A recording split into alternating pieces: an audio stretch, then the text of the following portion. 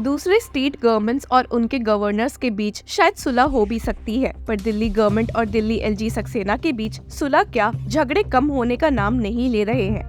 जहां लोग लेटर्स लिखकर अपने फीलिंग्स को डिस्क्लोज करते हैं, वहीं दूसरी ओर दिल्ली सीएम अरविंद केजरीवाल और दिल्ली एलजीबी सक्सेना ने अपनी नफरत का इजहार इस कदर किया है कि लोग चौंक गए हैं और सोच में पड़ गए हैं कि कब जाकर इनके बीच सुलह होगी। ये लड़ाई इस वजह से चल रही है क्योंकि एक ओर दिल्ली गवर्नमेंट एलजी सक्सेना पे ये इल्जाम लगाती है कि वे उनके पावर्स को कंट्रोल करते हैं और उन्हें काम नहीं करने दे रहे। वहीं दिल्ली एलजी सक्सेना का कहना रहता है कि उन्होंने ऐसा कुछ भी नहीं किया और दिल्ली गवर्नमेंट सिर्फ उन्हें बदनाम करने की कोशिश कर रही है। सिर्फ यही नहीं, अभी हाल ही में दिल्ली लेजिस्लेटिव असेंबली में केजरीवाल ने सबके सामने एलजी को बीजेपी का पपेट बोलकर एलजी पोस्ट का भी अपमान किया है, जिससे एलजी काफी नाराज दिखे हैं और एक ऐसे ही मुद्दे पर लड़ाई करते हुए दिल्ली गवर्नमेंट ने वापस से सुप्रीम कोर्ट का रुख किया है। हालांकि ये मामला कुछ नया है, तो जैसा कि आपको मालूम ही होगा कि सेंटर द्वारा लाए गए पिछले साल के GNCTD अमेंडमेंट एक्ट 2023 ने काफी पावर्स दिल्ली गवर्नमेंट से लेकर एलजी को सौंप दी थी और बस इधर ही से जो लड़ाई शुरू हुई है वो आज तक खत्म नहीं हुई। इन्हीं सब के बीच में पिछले साल अप्रैल में दिल्ली एलजी ने एक ऐसी पावर भी अपने हाथ में ली है जो दिल्ली गवर्नमेंट के लिए काफी खतरनाक साबित हो सकती है। तो दिल्ली एलजीबी सक्सेना ने दिल्ली गवर्नमेंट को कोर्ट्स में रिप्रेजेंट करने वाले एडवोकेट्स की अपॉइंटमेंट का जिम्मा उठाया है। यानी कि अगर किसी भी कोर्ट में दिल्ली गवर्नमेंट को रिप्रेजेंट करने के लिए कोई लॉयर चाहिए तो उसे दिल्ली एलजी सक्सेना अपॉइंट करेंगे और उसके साथ ही उसकी सैलरी भी देखेंगे। इसी रोल को वापस से उन्होंने इस साल फरवरी 16 को एक ऑर्डर देकर और जोर दिया था कि कोई भी एडवोकेट ऑन रिकॉर्ड या काउंसिल अपॉइंट करने के पहले एलजीबी सक्सेना की राय लेनी काफी जरूरी है। अब आप ही सोचिए, दिल्ली गवर्नमेंट जो आए दिन इतने ही कोर्ट्स में केसेस लड़ते दिख रहे हैं, खुद के लॉयर्स भी ना चुन पाए तो फिर क्या होगा। और जहां वैसे ही दिल्ली गवर्नमेंट एलजी पर ये इल्जाम लगाती है कि वे बीजेपी को फेवर करते हैं, तो वे इस फैसले के फेवर में कैसे हो सकते हैं जब वे खुद के एडवोकेट्स भी ना चुन पाए। और इस मामले में एलजी कुछ गड़बड़ भी कर सकते हैं कि उन्हें एक ऐसा एडवोकेट सौंप दे जो एलजी के बिहाफ में दिल्ली गवर्नमेंट को हरा दे।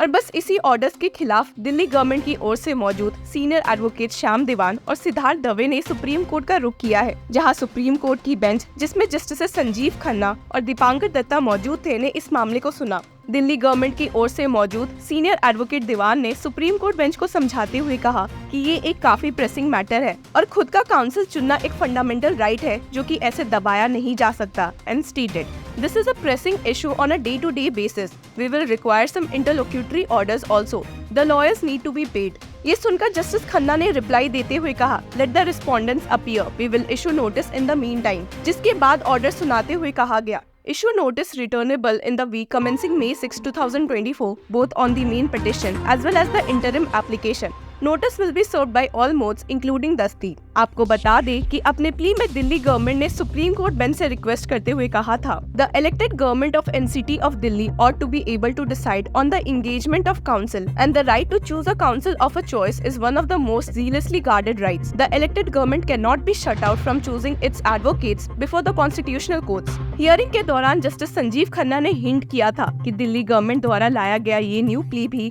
उनके उस प्ली के साथ ही कनेक्टेड है in which GNCTD has challenged against the 2023 amendment to the Government of National Capital Territory of Delhi Act, which among other things takes away the powers of the Delhi government to control the civil servants operating within its jurisdiction. जैसा कि आपको मालूम ही है, पिछले साल जैसे ही supreme court ने ये फैसला सुनाया था कि GNCTD के पास administrative services in the national capital barring those related to public order, police and land का कंट्रोल है। और वैसे ही सेंट्रल गवर्नमेंट एक न्यू ऑर्डिनेंस लेकर मौजूद हो गई जिसने दिल्ली गवर्नमेंट से ये सारी पावर्स लेते हुए इसे एलजी को सौंप दिया था और जिसके बाद दिल्ली गवर्नमेंट ने इस एक्ट को चैलेंज करते हुए सुप्रीम कोर्ट का रुख किया।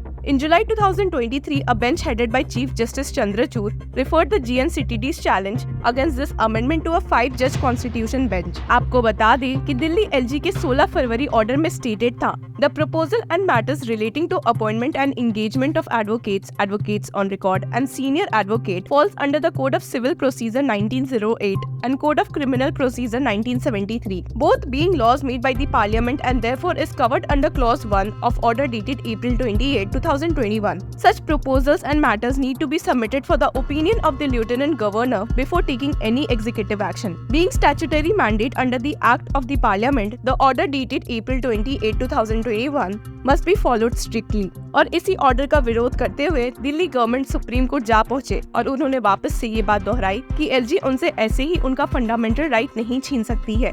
The petition also stated, as a consequence of the impugned office memorandum and order and other similar objections, the payment of several lawyers who had been duly appointed pursuant to the Delhi government's cabinet decision from October 2019 and Law Department subsequent office memorandum from November 2019 and had duly appeared before the Supreme Court and assisted in the determination of the law in various proceedings is also held up in bureaucratic meandering. Delhi government ने अपने plea में इस बात पर भी जोर दिया कि ये ऑर्डर एलजी के जुरिस्डिक्शन के बाहर जाता है और दिल्ली गवर्नमेंट के लेजिस्लेटिव और एग्जीक्यूटिव फैसले पर दखल डालता है जो कि उन्हें कॉन्स्टिट्यूशन ऑफ इंडिया के तहत मिली हुई है। The plea also points out that even in cases unrelated to police, land or public order, the GNCTD's right to appoint counsel of choice is being infringed upon. Delhi government ने इधर हार नहीं मानी और आर्ग्यू करते हुए कहा भी कि जो GNCTD अमेंडमेंट एक्ट के तहत चेंजेस लाए गए हैं वो दिल्ली गवर्नमेंट के एग्जीक्यूटिव और लेजिस्लेटिव पावर में चेंजेस नहीं ला सकते। सुप्रीम कोर्ट के पुराने जजमेंट्स की मदद लेते हुए दिल्ली गवर्नमेंट ने कहा है that the lieutenant governor must act on the aid and advice of the council of ministers except in specific matters where independent decision making is permitted.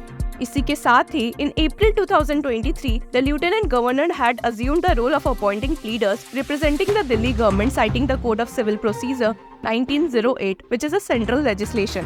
इन सब के बीच में हमने आपको बताया ही था कि दिल्ली एलजी और दिल्ली सीएम में लेटर्स की वॉर छिड़ी हुई थी, जहां एक और दिल्ली सीएम को फटकारते हुए दिल्ली एलजी ने कहा, your statements are white lies again an example of typical abuse and scoot game which you seem to have mastered and made a career out of, while you and your government have done nothing substantive for the development of Delhi and its residents in almost all spheres। वहीं दूसरी ओर Delhi LG पर पलटवार करते हुए केजरीवाल ने उनके द्वारा use language को डेरोगेटरी बताते हुए फटकारा है और कहा, We must be doing something good for Delhi that our government has secured victory in 3 elections consecutively, whereas your security deposits were getting forfeited. The LG has used such derogatory language throughout this letter. I believe that our differences should not be reflected in our language। तो ये तो बात हुई Delhi CM और LGB के सक्सेना के बीच नए विवाद की। आए दिन दोनों के बीच झगड़े कम होने का नाम नहीं ले रहे हैं और देखने वाली बात होगी कि कब जाकर ही ये झगड़े रुकेंगे।